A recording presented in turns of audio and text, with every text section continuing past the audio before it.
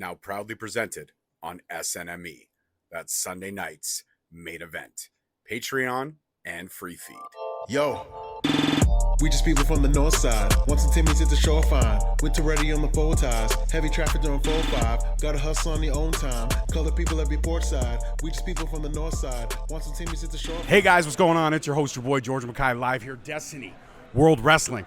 And I'm sitting down with the one, the only future of the West Coast when it comes to Canada Pro Wrestling, Jabari, a.k.a. Kid Chocolate. What is up? That's me. That's pretty cool. I'm good, man. How are you? I can't complain. We were supposed to do this last week, but you got sick, so we're doing it now, which is better late than never. Yeah, it's out here in Canada. It's wintertime, so you get sick pretty quick if you go outside with no jacket, and that's what happened to me. But I'm happy to be here. This is the show to be at, and this is the show to be at too. So it's a double banger for me. Absolutely. You're in the Scramble match tonight. You're working with a lot of American talent plus a lot of Canadian talent. And you're working with a lot of different styles. And I love Scrabble matches like this when it's different styles. You got high flyers, you got grapplers, you got ground and pounders, and you've got kind of like those hybrids. So how does somebody of your caliber, who himself I would consider a hybrid, how do you balance all that? Man, that's a good question. But also, this match best suits my style, where I can adapt to anybody. I can adapt. I can wrestle with anybody on the ground. I can wrestle anybody on the air. I can do anything. You know, I'm from Calgary, Alberta, Canada, and over there we got the Stampede wrestling style, which is pretty much you can work with anybody. But yeah, there's a lot of good guys in here. There's Amir Jordan, who I know very well. I'm looking forward to tango with. Mark Wheeler is on there, another great Canadian talent. I'm looking forward to it, and I'm looking forward to show everyone here what I got. Well, I know what you got. I've been a fan of yours, following you for a very long time. Actually, I think we followed each other early on in our careers. Big time. And, I mean, I'm a Bret Hart guy. I'm actually more of an Owen Hart guy myself. Jacket too. Bret Hart, the Hart family in general. So, coming from Alberta, having that legacy that you have to live up to, because everyone from Alberta, whether they want to be or not, will be associated with the Hart family. That's just how it is. You've also had times to pick Bret Hart's brain. You've sat down with Bret Hart. You've eaten with Bret Hart. Correct me if I'm wrong. Have you not sat down at the old Hart house? Man, so of course I have, and I love, that's a really good thing you put out there. When you're from Calgary, the pressure's on you always. The talent that came from Calgary is insane. You got obviously the Hart family, you got Bret, you got Owen, you got every other brother, you got Keith, Bruce, all those guys. Of course, you got Nighty Nightheart, you got TJ Wilson, you got Harry Smith, you got Lance Storm, you got Chris Jericho. You can keep going and going and going and going. So the pressure is always on. It's almost like being an NBA player that's from Chicago. That Michael Jordan, you're fucked. You're always, Michael Jordan is always the guy. Or if you're a kid that comes out of North Carolina, if you're a Tar Heel, you better be the next big thing. Exactly. So that's the pressure that the Canadians, or especially the Calgarians, get. So like that's a good pressure, and like you said, I have a really good relationship with Bret, like almost like a father and son relationship, where I get to spend a lot of times with Bret, weekly basis. Like I get to see him 3-4 times a week. We watch wrestling matches. We watch my wrestling matches. We break down things. So to learn from somebody at that caliber, who is considered by many, not a lot, but many, a good percentage of wrestling fans to be the greatest wrestler of all time, to get that education from that guy, it's surreal, and I'm very lucky to have, the whole family as friends of mine. Tyson Kidd, I get to talk to him every day as well, who gives me a lot of advice. Harry, same thing, and the list goes down. So I'm very, very lucky to be a student of the game, and to be a student of the game right now, to get that education, to go out to places like this and show it, So I'm very lucky in that sense. Yeah, that's almost like, I look at it this way, the relationship that you have with the whole Hart family. You really are like, if the Hart family was Harvard, you are getting that scholarship. There you go. Best education. Best, like, if that was Harvard. Yeah, I'm a Harvard-educated person, especially. I'm a Hart-educated person. And I love it because it's like you said, I go around, and I've been very lucky to have been traveling a lot, have been wrestling everywhere. NWA, WWE, AEW, all the indies in Canada. I'm very lucky to get education, and that's what you need at this stage of my career, to go and wrestle and test everybody and test every water, because then you kind of realize who you are, what you got, and what you can be. And I've been very lucky to do that, and I'm very lucky to be here tonight to test everybody and to test myself as well. And yeah, like, I got the best education, so I'm very, very looking forward to catching somebody in the sharpshooter tonight. Do you ever find yourself as a wrestling fan sitting back, knowing the relationship that you have with arguably one of the royal families of pro wrestling? There's not a lot of royal families, but there are. I mean, the Von Erichs. Tragedy surrounded them, but there are the Von Erichs. There are the Hart family, which also tragedy has surrounded them as well. And there are them. I would put them, even though it's clouded right now in a little bit of bad stuff. I would put the McMahon, the Rhodes. Like these not are many. those are the 4 families off the top of my head that I could think of. And then of course, if we want to go down south, I would say the Guerreros. There you go. That's it. That's it. Much, I think that's the Mount Rushmore of royalties and families. But as a kid, as Mo Jabari, just the kid, the fan, to be literally in the presence of some of your idols. Do you ever pinch yourself and go, fuck, is this real? Dude, every time, it's 100%, dude. Every time, sometimes I think I've got to a point where I got numb a little bit, where I'm like, it's so like routine, and I'm kind of like, I see him every day, and I see all these people every day, that sometimes someone has to remind me, like you right now asking me that question. Then he reminds me, oh damn, I'm very lucky. You know, to be sitting next to Bret Hart, to Bret Hart to be like, hey, you know, this match I did this, or I did this, and I'm like, my God, I've always wondered what was going on in this match, or I love this match, I want to hear the backstory. To get that and to hear from him, it's almost surreal. And like I said, I kind of forget about it because it's so routine, but like, yeah, it's surreal. It's surreal to me, especially to be from Calgary, Alberta, Canada, and that's the Mecca. You know, especially that's the Harts are like right here. So for me to know Bret, to know Ross, to know Bruce, to know all these guys, it's like it doesn't, you know, it's not real to me, really. Well, this is kind of the next part of this interview is kind of a cool situation because me as the host, I can actually tell you a cool story or experience that I've had with Bret Hart. I met Bret Hart at a convention in Kingston in 2018, right before COVID. And he signed my Bret Hart DVD, and we were talking, and I told him, I said, I'm like geeking out right now. And he's like, oh, I'm just a regular person. I'm like, no, dude, you're Bret Hart. You have to understand that. And he's like, are you a fan of mine? I go, I'm a fan of your whole family, but Owen was my guy. And he's like, I love Owen. And I was like, of course you do. You're his brother. I'm like, he's like, what was your favorite match? And I was like, and I started tearing up a little bit. I go, probably WrestleMania 10. I can watch 10 till I'm blue in the face. And even though I've seen that match 1,000 times, something new every time. And he said to me, he goes, yeah, that match was really special. And you could see him getting a little bit emotional. And then, you know, me being a young up-and-coming podcaster, I was like, hey, you know, Bret, if you ever get the opportunity, can I get you on the show? And he said to me, he goes, I don't do a lot of podcasts because I get myself in trouble. And you know what? He was honest. I'll give him that.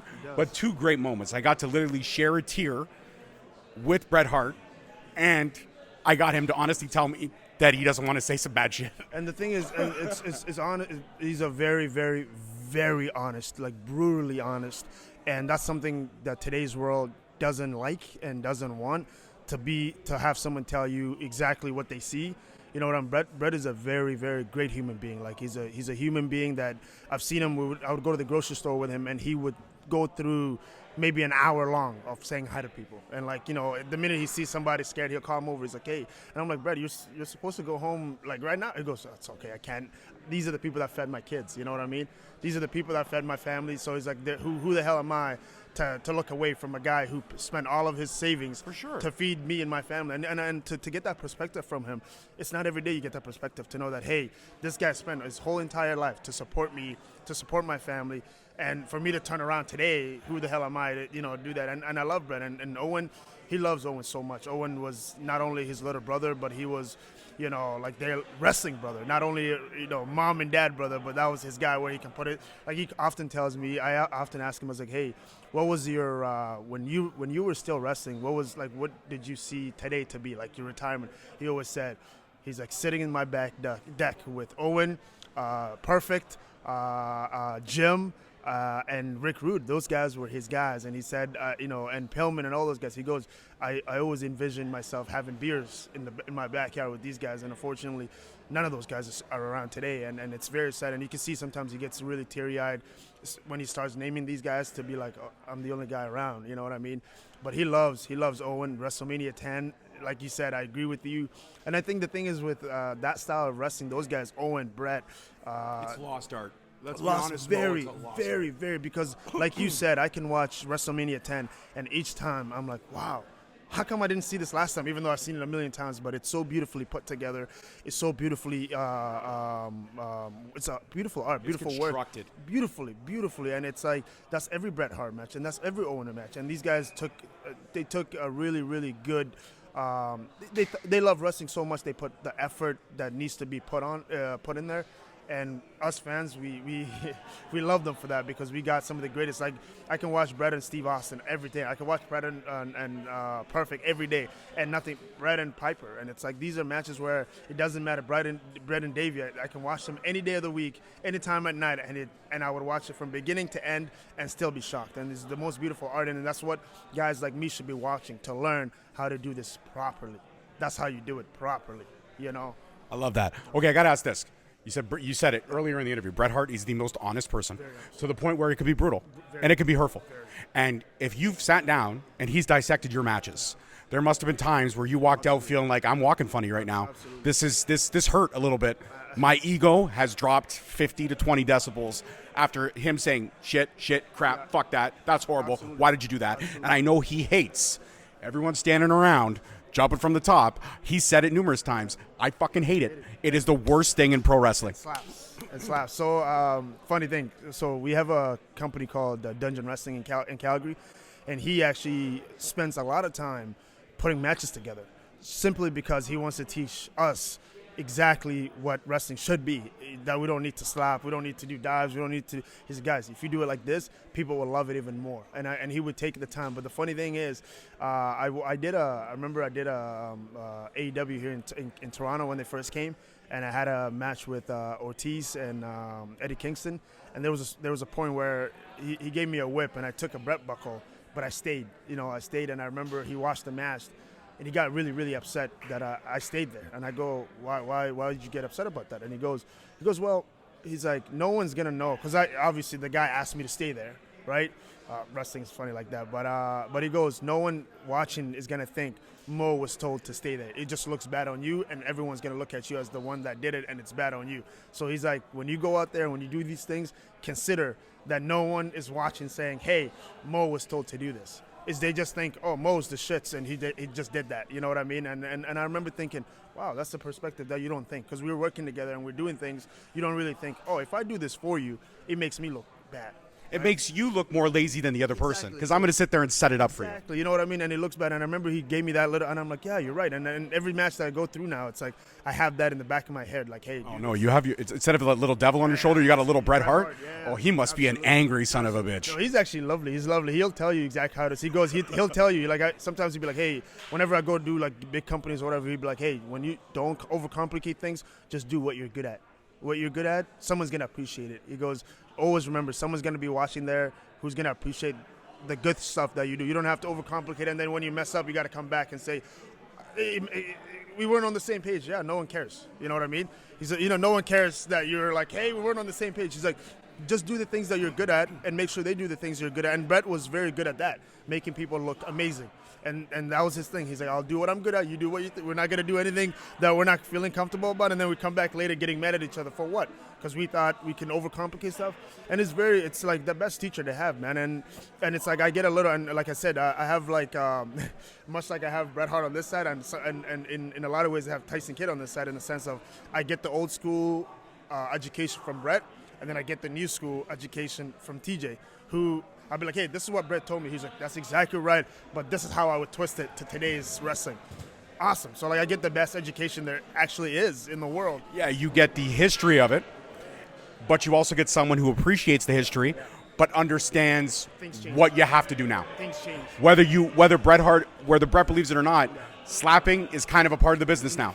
A lot of changes. A lot of changes. It's like basketball. Like we it's like everyone talks about, hey, there's no defense. Yeah, because like, back in the day you can put hands on people, and that's why defense is the Euro step is the stupidest change in pro wrestling. I don't give a fuck what anybody says. You know what I mean? Today, guys can do whatever. As soon as you touch them, it's a foul. So like everything changes. It doesn't matter what sport. It doesn't matter what it is. Things change. Things evolve. Except the CFL, we still are the participation sport of sports. Canadians, we got to get our stuff together. I don't know what the fuck's happening in Canada. We're the best You're in lagging. the world. We are. We got to get our stuff together, guys. What's wrong with you guys? We can't let these guys across the border make us look like, We're like the Bret Hart tag team right now. Come on, CFL, step up your shit. This is not a joke. We're the best in the world. I mean, the Argos are better than the Stampeders. Stampeders, man. Guys, from Calgary, what are you guys doing? Get your stuff together, man. I don't want to even come to a game because you guys are poo-poo. Don't worry, even nobody cheers for the Argos anyways. That's awesome. Best sport in Canada is lacrosse. The Toronto Rock are like 19-time champions. Nobody gives a shit. Cares. Nobody cares. Canadians, man, we don't care. What's going on? We just like to be at home, barbecue, have fun with our families, which is great to do that. But let's support each other. Sit down with Bret Hart and have like a fucking education all the time. Barbecue at his house, swim. I learned how to swim at Bret's house. That's amazing. I didn't know how to swim, and his family's like, if you're gonna be around us, you better know how to swim. Better get in there, boy. So they throw me in there, and I've learned how to swim, so I'm thankful for that. My final question before I let you go get to the interview, and I guess this is just me kind of stroking my own ego. We talked about the conversation. You've watched me grow. I've watched you grow. Have I lived up to the hype? Absolutely, dude. Absolutely. I came here like maybe like a month out of when I first left Lance Storms back in 2017, and I've seen you since then. And from where you started to where you are now, it's incredible, man. And the thing is, people should follow that formula of working hard.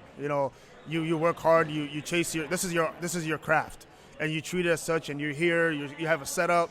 The guys are here. This is what it is. Just like I'm chasing my craft and my dream. You're doing the same, and you're doing the proper steps to doing it. And I have no doubt in my mind that you'll be one of the biggest in the world, and if not the biggest in Canada.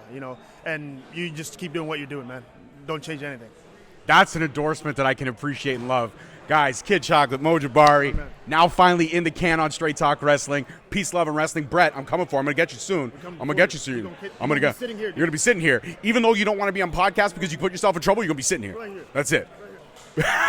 Peace out, guys. Thank you so much for watching. Please don't forget to like, subscribe, comment, and turn on that notification bell so you get notified each time we post a video. Alternatively, you can check us out on all podcast platforms and hosted on Podbean. We are also available on the SNME network. That's the Sunday Nights Main Event Patreon. Please feel free to check us out there as well. And don't forget to follow us on all social media platforms at _Straight Talk on Twitter, at Straight Talk Wrestling on Instagram, Straight Talk Wrestling on Facebook, Straight Talk Wrestling on TikTok, and of course, you can check out all our merch at ProWrestlingTees.com. I don't need a nigga cosign. Without the liquor, you become a victim. You ain't never got a pole mine. I ain't messing with this generation. Fuck your gender, I ain't got